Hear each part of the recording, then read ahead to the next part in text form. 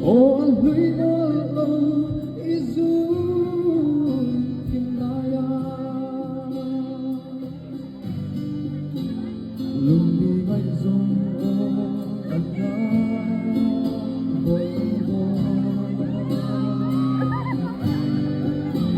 mitaan na tamren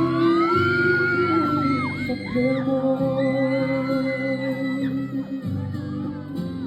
torta puilen ko alone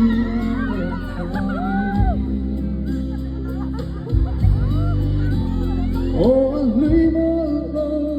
izun naya lumibay zong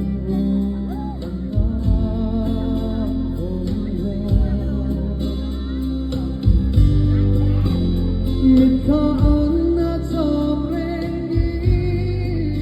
sa pilmoy maserino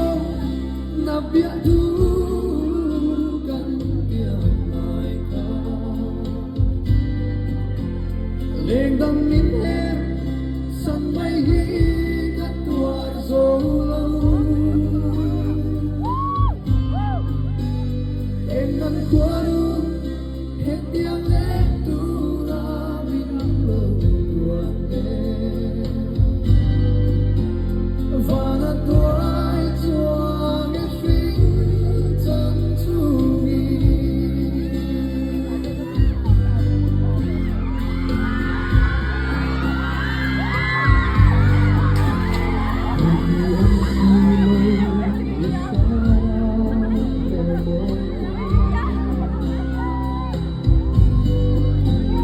Mangai renya luai ti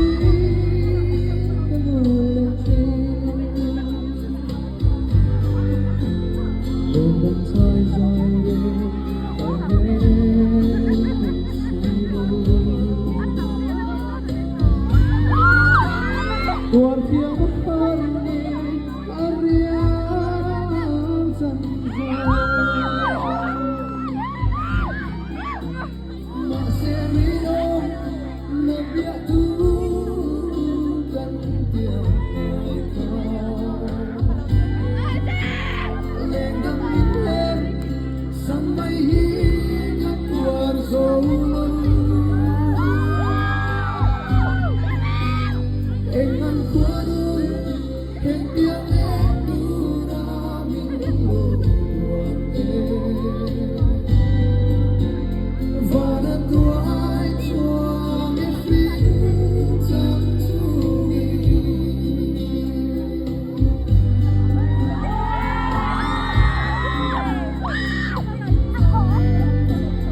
Tamang media imoy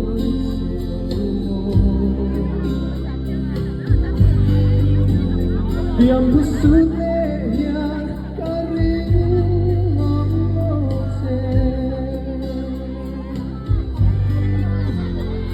Selegang cambela diam sungin Samang intensai iresimo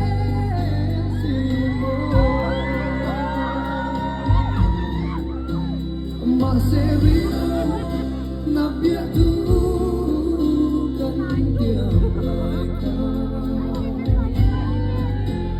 Lenggang minher san may hingat tuwar zolo Engan kuaru hetiang